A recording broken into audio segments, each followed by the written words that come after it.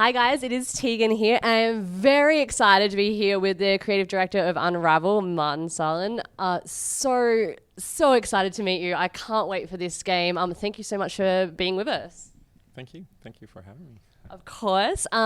Diving right into it, straight off the bat, were you surprised about the huge response that you guys got at E3, especially being with with Battlefront and everything being a new franchise? Were you expecting the huge overwhelming response that you got? No, I don't think you can expect something like that. I had this feeling that I thought people would like it, but there's just no way you can prepare for something like that. It was just really overwhelming. It was kind of shocking, really. But if shocking was a positive word, then it's kind of it's overwhelming. Absolutely. And I love as well that despite it being a puzzle platformer, that a huge focus is being placed on narrative. So how does that work in something that looks like a little bit of a traditional platformer? How do you work narrative as an important aspect into it? It's basically the narrative is handled through the things that you see and do. Basically, it's about exploring the world and seeing these things and interacting with these things. Everything is very symbolic. Everything is there for a reason usually. But we're also big fans of not trying to do too heavy-handed storytelling. We really believe in letting the players come to the story rather than the other way around. Especially because we deal with these topics that I suppose could be pretty sentimental and bad if we try to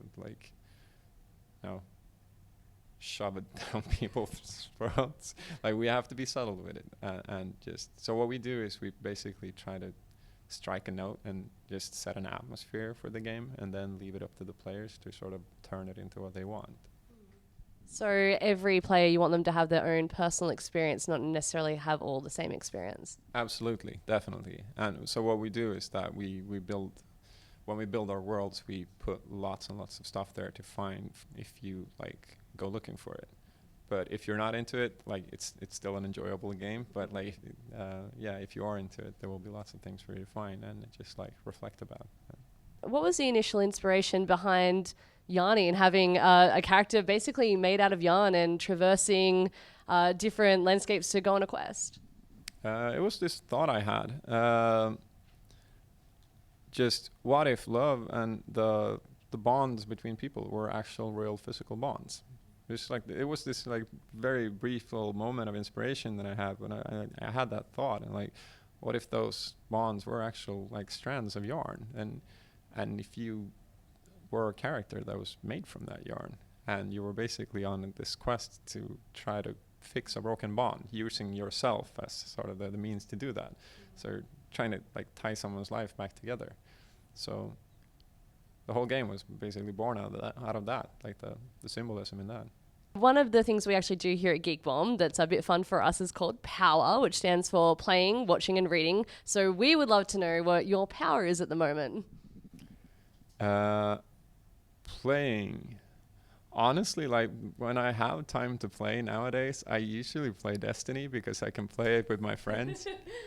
I mean, it's just the most social experience I've had. It's so awesome that I get to my friend who moved to London 15 years ago that I barely talked to. Then now I can play Destiny and talk to him every day, which is really cool. So I actually play that a lot. What I've got to ask what class you play as. It's very important to us here at Geek Bomb because we're very, very big Destiny fans. I play as a warlock mostly. Huge fan of the swords they put in the game now. That's just that's awesome. Yes, they are amazing. What about watching? What are you watching recently? Once again, I've had very little time to watch things, but I think the latest and best thing that I watched was Inside Out, which I thought I wished that it had been a bit less like a cartoon, because I think that the script is absolutely beautiful, but it was still, even despite the tone, it was still a really beautiful movie. So I like that. Absolutely. And what about reading, lastly? The latest thing that I read was actually autobiography. I usually don't read that much stuff like that. but I read this book called Just Kids by Patti Smith, which was about her and Robert Mapplethorpe, which was it was really good.